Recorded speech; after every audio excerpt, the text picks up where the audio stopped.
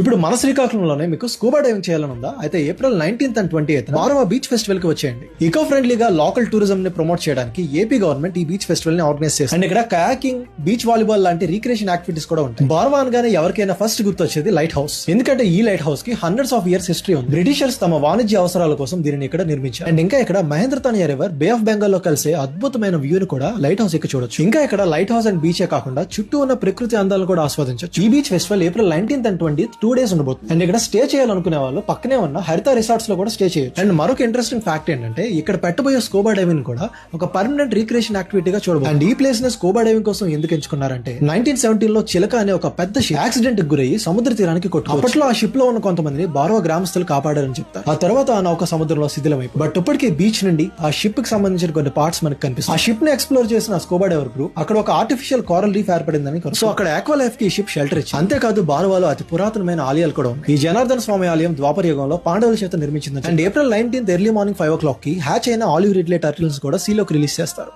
So మీరు కూడా ఈ బార్వాలో ఉండే ఈ అందమైన దృశ్యాలని చూడాలనుకుంటే April 19th and 20th beach festival కి వచ్చేయండి.